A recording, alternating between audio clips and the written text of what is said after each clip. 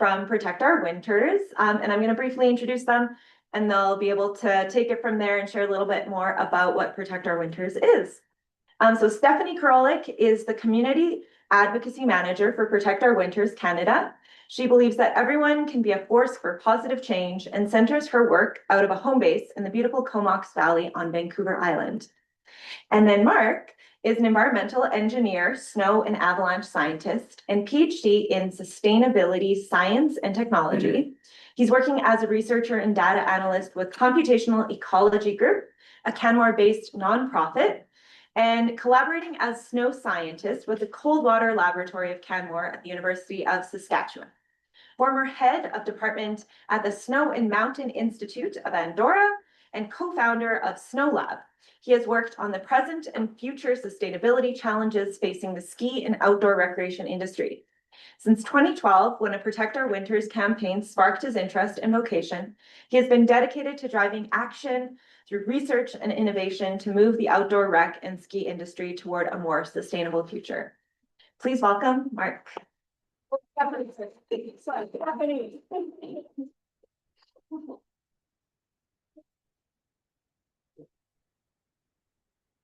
That was confusing. I'm actually Stephanie, not Marc. I know, hard to tell. So I will start us off today. Like Tanya said, I'm Stephanie and I work for Protect Our Winters. And then I'll pass it over to Marc and then I'll finish us off. And that'll kind of be the lay of the night. And at the end, we have kind of a call to actions and something you can do to feel like you've taken action today after we've convinced you, of course. So what we'll be talking about tonight is the adaptation and advocacy relating to winter and especially relating to this place, the Bow Valley, and what changes to winter and unpredictable seasons look like in the Bow Valley. Like today, tonight. Yes, exactly. Yeah. And as Tanya said when she was introducing me, I actually live on Vancouver Island. I'm out here visiting for a few weeks. I have family out here, so it's nice to be out in the snow when there is snow. And Protect Our Winters, it was established years ago in the US, and now Protect Our Winters Canada, it's been around for 8 years. They're completely separate organizations now. There's Protect Our Winters all over the world, Italy, Japan, EU, Australia. Many of countries around the world have a organization called Protect Our Winters. And our vision is across the board, clean air, clean water, and a healthy planet. And the thing that unites us all in this organization is that we're people who like to spend time outdoors and think that we should probably make sure that that continues for a long time for our kids, our grandkids, in those places we love. And we're a non-partisan, science-based organization working on systemic change, but at all levels. So that's the individual level, but also the collective action is really important. That's something we focus on a lot.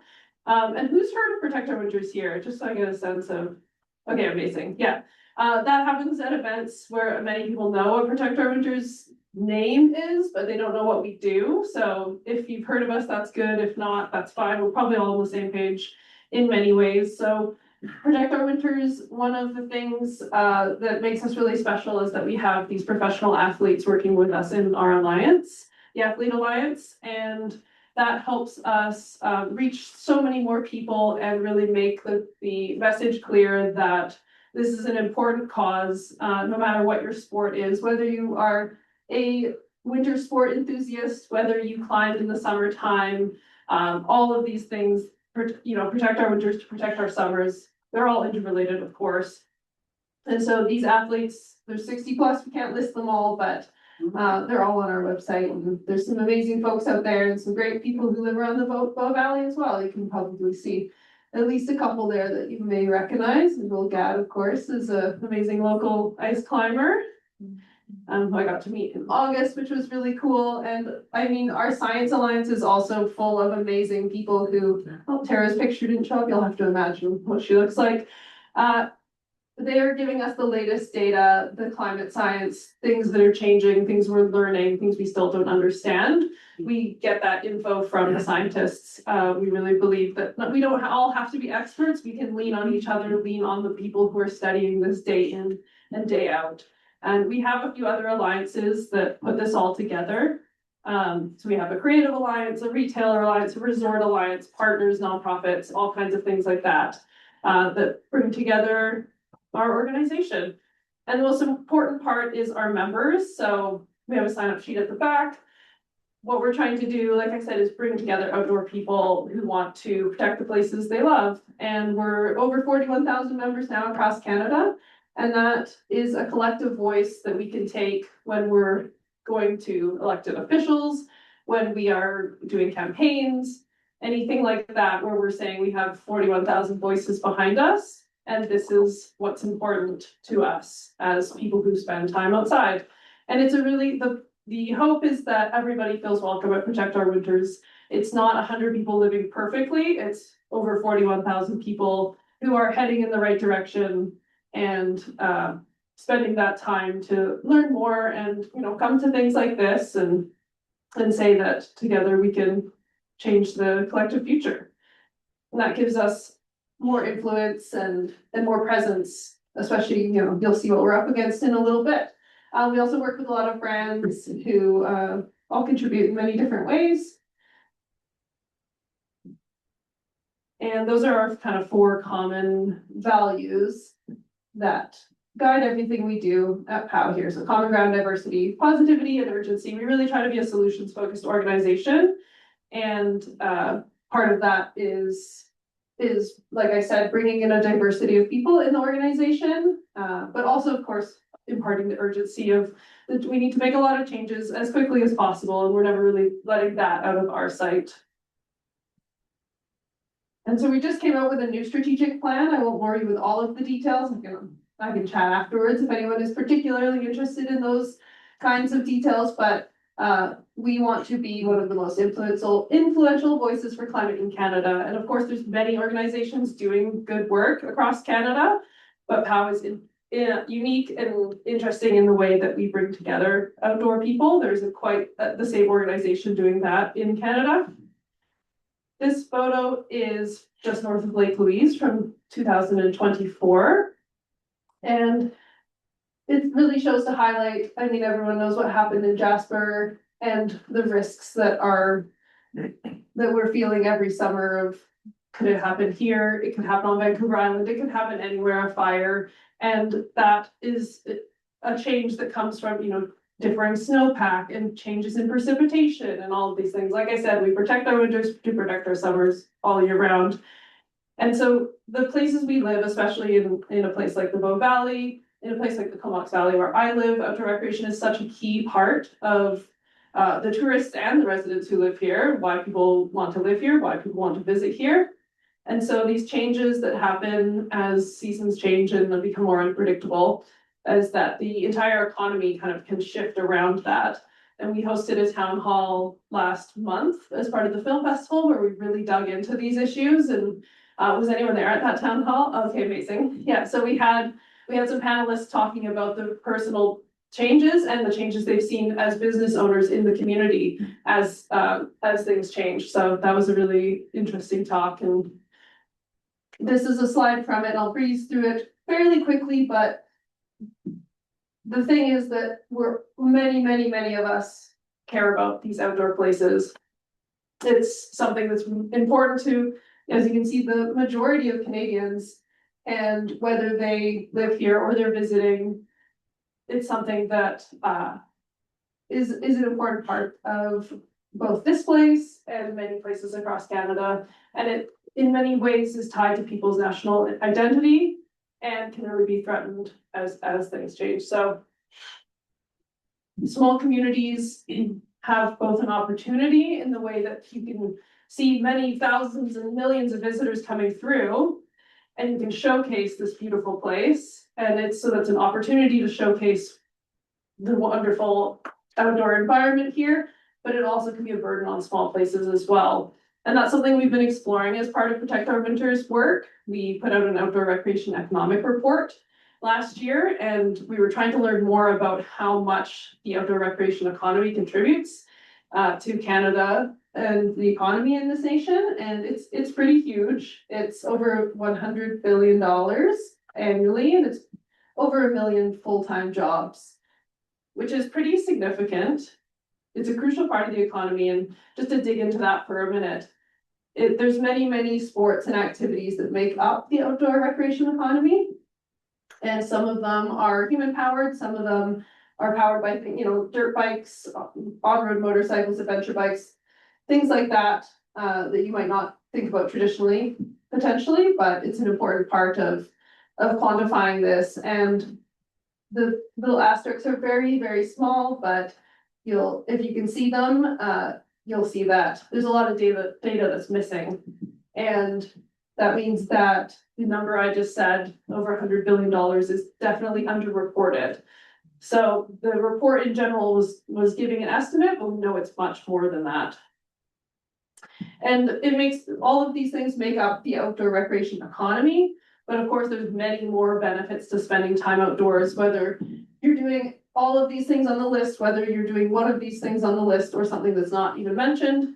You see benefits from spending time outside for your physical health, your mental health.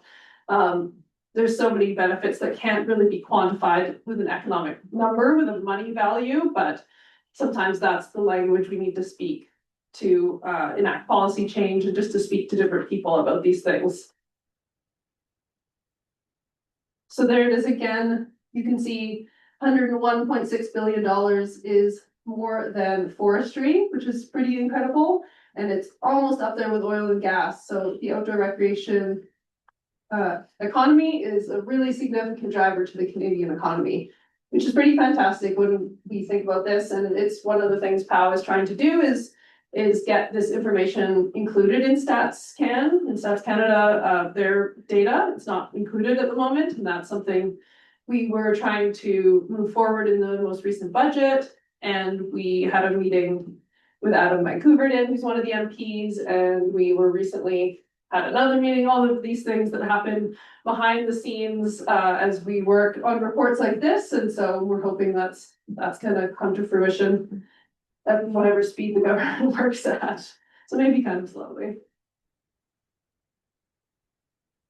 And you can see the job comparison there. So over 1 million full-time equivalent jobs means that the folks who are involved in outdoor recreation, maybe some of you, are really a huge piece of a place, especially a place like the Bow Valley, where it really is entangled in most of the businesses around here. When we heard, when Jasper burned, people are changing plans. Like there's of course the immense devastation of the disaster itself, but there's the different effects that are happening from people changing plans and people moving somewhere else, and then people relocating and businesses taking on different strains all across the region. It's pretty incredible once you start pulling at one thread. And something interesting about outdoor recreation jobs is that satisfaction level from the little bit of research we've done is often very high. People feel really good about being in the industry. They tie a lot of their identity to it in a really positive way. So that was something that was quite notable. And the outdoor recreation industry, these jobs are fairly stable. People can be in them year after year. I was looking up some comparisons just interestingly through just as part of the oil and gas industry. In 2012, 38 direct jobs were created for every 1,000 barrels per day of production. And by 2023, that number was just 22 jobs per 1,000 barrels per day. But production grew by almost 50% during that period. So the job through automation and consolidation, these jobs often are getting lost and not coming back, even though production is changing. So that's an interesting sort of comparison when we look at that. I'm going to pass it over to Mark, and you'll see my face again after that. And Mark's going to dig into a little more about the Bow Valley specifically, because I'm just a visitor, but Mark actually lives here. So I'll pass it over to him. Thank you, Steph.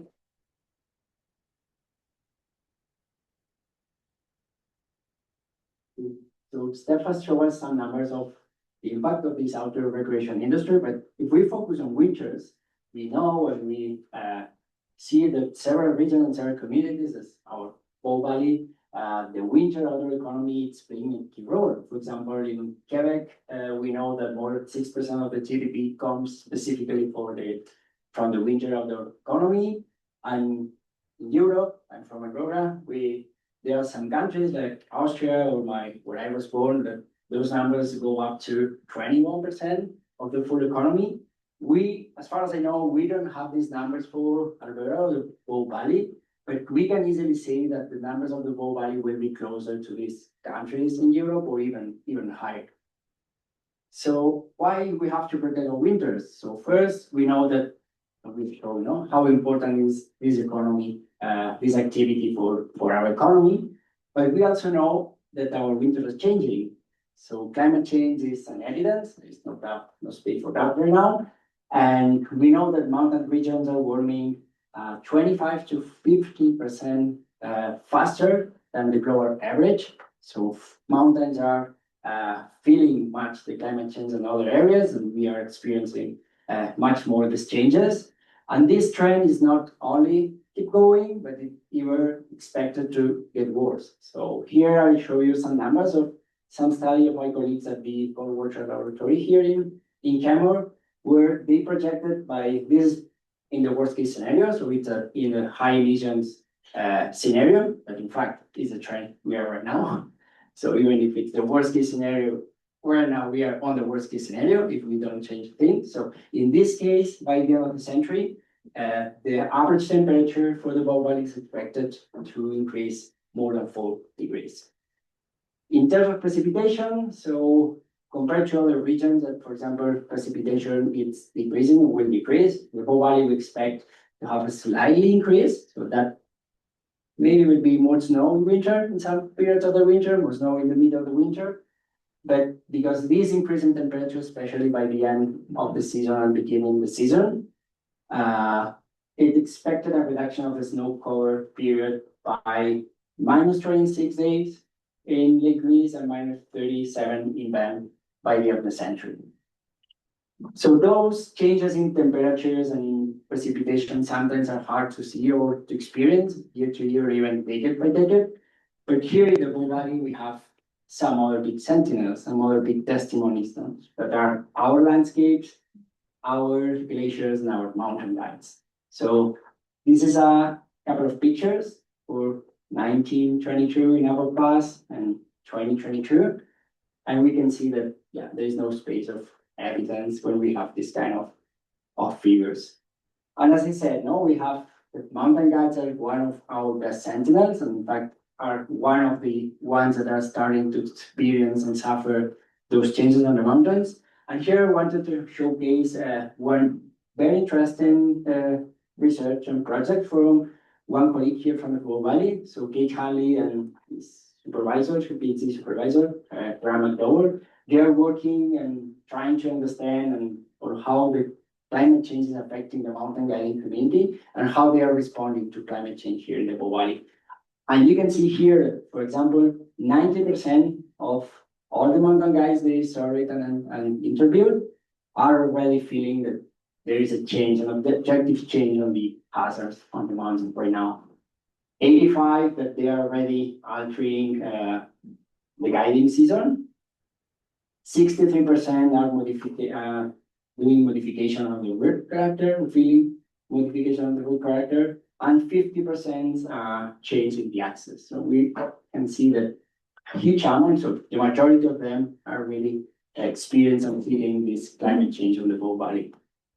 And how they are adapting. So 100%, the totality of all of them, they are doing already some kind of temporal substitution, spatial substitution. Temporal, that means that they are changing when they are going and they're doing some kind of routes. Spatially, that they are changing the routes or where they're doing these activities. 83% are starting to do some kind of activity substitution. That means changing what kind of activities they are doing. 83% increase they say that they are increasing this time of planning, the need of planning better in order to deal with this increasing risk. 60 that they are changing the technical guiding practices, and 27% are changing in equipment. So yeah, this is a clear example of how one of the activities in our mountain recreation economy, the mountain guiding, and mountaineering is really like feeling already this change. Another activity that it can come to our mind is ski touring, no? It's an evidence, no? It's changing, snow is changing in the future, our snow landscapes are changing. It will affect as we as ski touring recreationists. The first that comes to our mind probably is the snow scarcity. So we are feeling that some scarce snow winter season. So we cannot go to many places that we used to go to do ski touring. But some others are the changes, for example, in pattern, avalanche and pattern dynamics. So this is an example. This is not here in Canada. This is in Europe. This is in Pyrenees and in the Alps. And this is a typical wet snow avalanche cycle that we usually have it by the end of spring, like April, by the end of March. But this was in mid-February. This is in the middle of the winter in mid-February. We had these events of rain and snow and wet snow avalanche cycles. And this is really unusual. This is not really an event that we used to have by this time of the period, but now because of climate change, we're getting this more and more often. So here we studied a little bit how the people was using the terrain. And here you can see this is the same map. This is natural park in the Pyrenees. Others dots are, we had access to anonymize mobile phone data. So we could understand how people was using the terrain based on that. And if you're familiar with the avalanche terrain exposure scale, it's this map on the right, that it's classifying the terrain based on how prone it is to avalanche or not. So be the green and less prone, and be the black, like the most complex terrain. We saw that that usually up there you can see in blue is terrain a little bit more prone avalanche that usually people was using in this kind of month in February, but during these events that is more frequent is snow wet avalanches, how they had to adapt and really stay on some other terrain.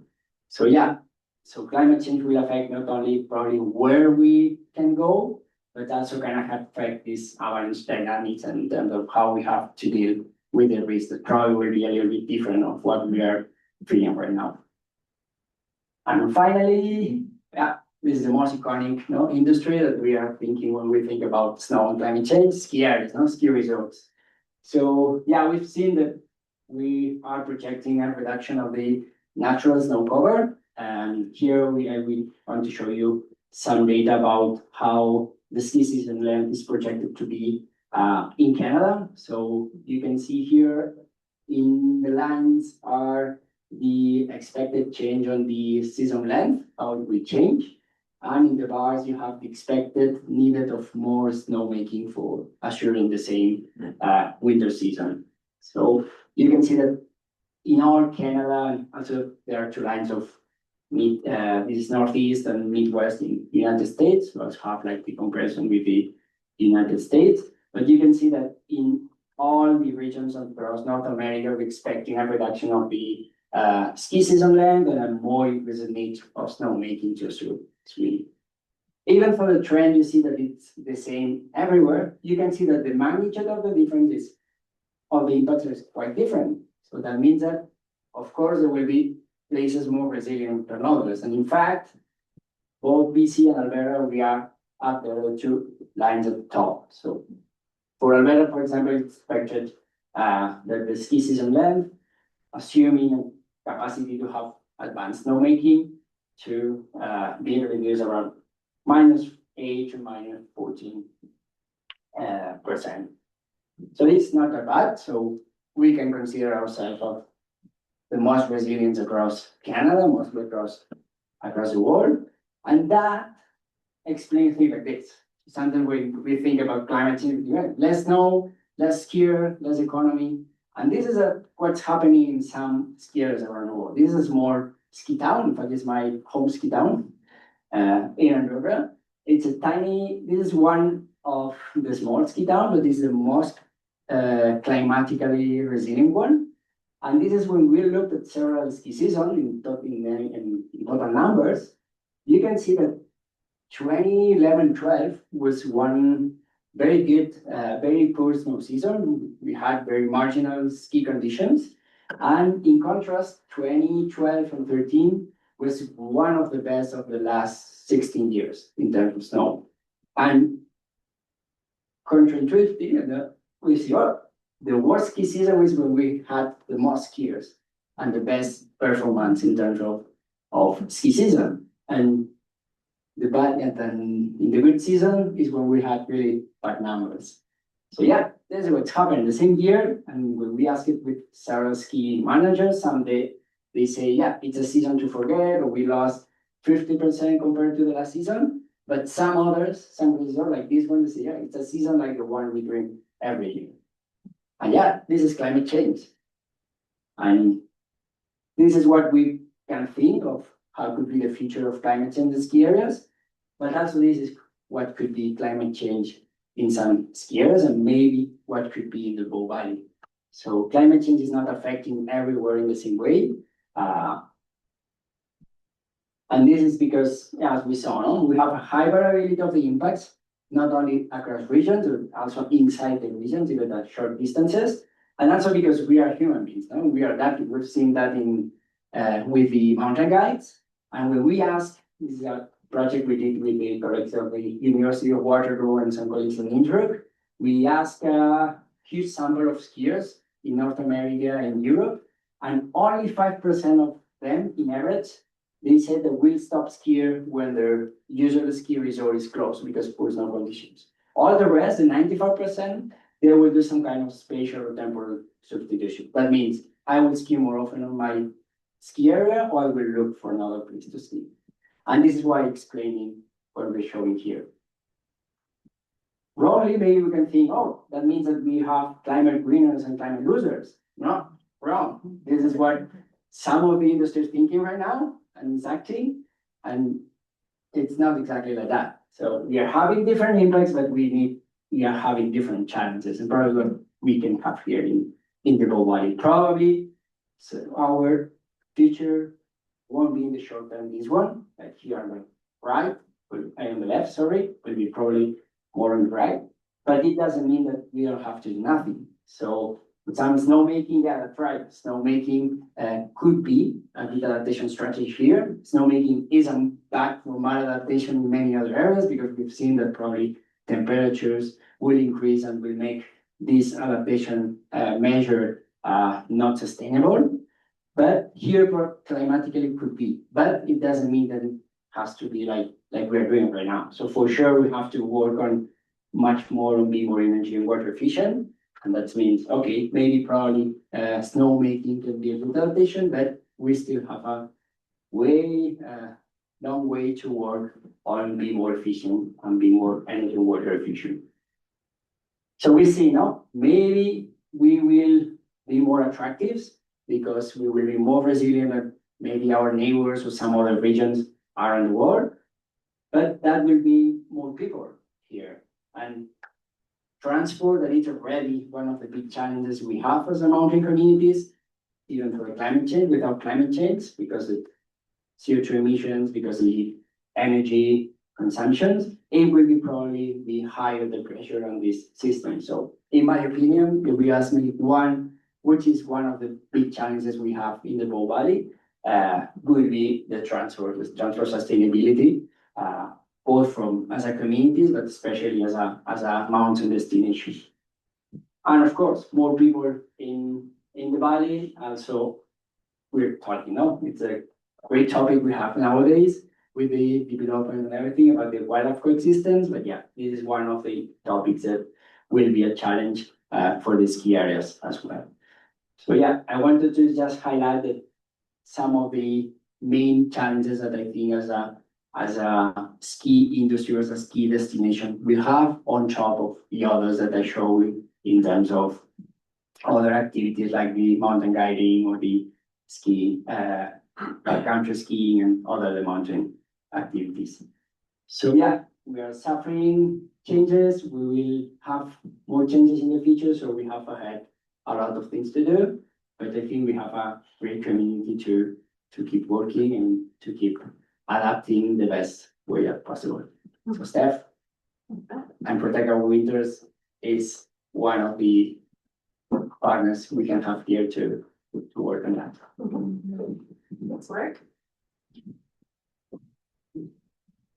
All right.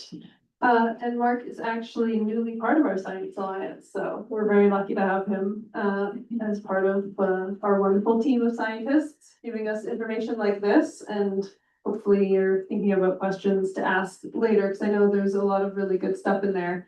And Mark mentioned Dr. Dan Scott at one point there, and he's at the University of Waterloo, and he was one of the folks who helped write the economic report, which is online, I should say, if you want to look it up and read it in its entirety. It's available online there. So I'm going to move us into what can we do. So as I mentioned, 29 million people in Canada identify as outdoor enthusiasts. I think I had it as a percentage before, like 78% of people spend time outdoors and feel like that's kind of a part of their identity. And that's the main mission of POW, is to harness this enthusiasm for the outdoors and say, what can we do in the face of these challenges and changes and unpredictability that feel very large and intimidating in many ways. And so we're, as you do remember, we're at 41,000. So we're getting there, but we got a ways to go. And when we're thinking about what we're up against in 2023, I should update that number, but in 2023, the fossil fuel industry recorded over 1,200 lobby meetings in Ottawa. And that's one of our co-founders there in Canada, Mike Douglas, who's a pro skier who's just inducted into the Ski Hall of Fame, actually. So Mike Go, he's there talking to a politician in Ottawa, and we can usually do maybe one trip a year as part of Protect Our Winters. So that's some of the work we're doing. Our small but mighty team, we're about 6 people.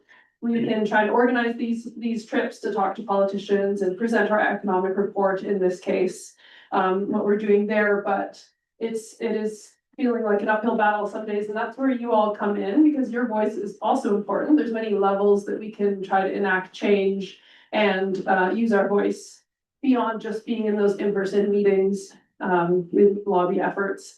Lobbying can feel like kind of a strange word, but we gotta get in there just like all the other lobbyists advocating for the fossil fuel industry or the expansion of more fossil fuels, when we know there's a transition happening across the world to renewable energy, and Canada can very much so be a part of that. And what we hear as part of our work with Protect Our Winters, when we talk to elected officials at municipal level, the provincial level, the federal level, they say that they don't hear from people enough about what matters to them. So I think we are often unsure about maybe what to say or what to bring up or even where to start. But if your elected official does not know what's important to you, they don't know how to present that, they might not even be aware that that is kind of a majority. And the story you tell is important. Something that often holds people back is thinking they don't have all the facts, they're not an expert, they have another PhD on ski area adaptation, and where do you even begin? What do you say? But your story is your own, and no one can say that's not true, that's not happening, or we need more data when you're saying, this is how I've been affected, or this is what I've noticed, or these are the conditions I've seen changing as I ski tour, or as I snowshoe, or as I rock climb. And the difference in different levels of politics, who you're talking to, it pays to, if you're reaching out to an elected official, pays to do your research on what they're interested in, what they voted on, where they come from, what their story is. Oftentimes it may feel like you might not have that much in common with them, but maybe they grew up in a similar place, or they are interested in similar things, or they go camping with their kids. There's their own story too that might not always come through in politics, and that's the place where connection can happen, and that's where the ongoing relationship can kind of begin. And so if you don't know who your elected officials are at all those levels, municipal, provincial, federal, it is worth knowing those names. If you can think of a mayor's name in the US or a governor's name in the US, you should also know your own elected officials' names, because I know it can sometimes permeate our media and our news feeds, but the change can really happen here. And so what we say, as I mentioned, it's not about 100 people living perfectly. It's about all of us living in accordance to our values and making little changes and speaking up for what's important to us, and whatever that may be. You might be passionate about renewable energy, but you might also be passionate about protected areas, or you might just want to be able to go on a picnic with your kids in the summertime without breathing in wildfire smoke. And so we work on the policy in many ways at POW, but as I said, it's important that many voices are heard to speak up. And I think something that's really important to highlight is that people sometimes don't speak up because they think not enough people also agree with them. But there's an interesting thing, it's actually my last point there, but the perception gap and the identification gap. We think that people don't agree with us and we don't speak up, and then it's a recurring cycle. And the data consistently shows that many people, the majority of people, especially on the global level, want their governments to be doing more and are caring about climate change. It's an important issue to them. In more recent years, it's become kind of an issue of competing concerns. There's affordability, housing prices, there's so many things that are competing for our attention, especially in a news cycle that moves very, very quickly. But the number has remained consistent in Canada here. It is, let me find it for you all, 69% of Canadians are worried about climate change impact in the next 5 years, and 76% are concerned about future generations and how they will adapt to changing climates. And so the idea to remember is that people do care about this. It's not always upfront in that news cycle, but talking about it even amongst your peers, your family, your friends, your colleagues, that does make a difference, because it shows that it's not so scary to speak up and you're probably less alone than you think. And like I said, you don't need to be an expert. It's just sharing how you're feeling and sharing what you're thinking about. And I wrote the 89% there at the top as a reminder. There's an organization called the 89% or the 89% Project. And that's all what they're about, is trying to promote this fact that it is a concern for many, many people across the world. And at POW, we have regional chapters. So the Bow Valley is one of our 13 regional chapters in Canada. And they're focused on that municipal local level, because a lot of that change can happen at the municipal level, more than we think. I've seen numbers about 70% of climate related policies can happen at that municipal level with bylaws, resolutions, things like that. And that can often be a really good place to start. And so, as I said, you're welcome in this movement. Your voice is important in the movement. It's not just for scientists and lobbyists to speak up. Whatever you are bringing to the table is welcome. And I know it can feel very intimidating and kind of existential. And if you're fighting through that and showing up here, that means you've already got a little bit of spice in you to keep this going. So I know it can feel like, the things are changing and the climate's warming and all of these things that you often hear. But we know that every 1/10 of a degree makes a difference for literally millions of people. And that includes places like the Bow Valley, and Mark saying, some places will be hit differently than others, but all of the changes are intertwined and happening in different ways. And we want to be able to, have these conversations in our communities before there's a fire right outside our door, before the ski season feels like it's past the point of no return. And so 3 actions you can take, and I will add another one because I have some postcards at the back, is be a POW member if you're not already. That adds to our collective voice, especially at the work that we're doing at the federal level. You can join a local chapter. That's a really great way to do it as well. We've got our Bow Valley chapter. It's always looking for more folks to even come to events. They just did a fun run last month. They're going to do a snowshoe in the new year. Lots of fun, just community building events alongside all of our campaigns. And like I've been talking about, you can be an imperfect advocate. You can share your story. You can talk to the people in your life. That's one of the best ways to change minds. I always have too many facts in my notes and I have to gloss over them and remind myself that it's not always facts that change people's minds.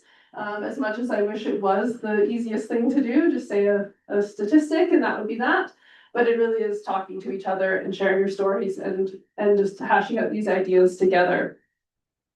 I'm going to leave it there, and I know there's going to be some time for discussion and questions. And I'm going to plug that we have some postcards at the back. Right now, we have a campaign that we're writing to the Prime Minister, because hopefully you all know, but if you write to your elected officials, it doesn't cost any money. You can always mail your elected officials for free. And so we're writing postcards to him. You can write your own message on there and just say what's important to you and what you want to change, what your thoughts are, keep it PG so we can send them. And I'll leave it there for our questions. Thanks.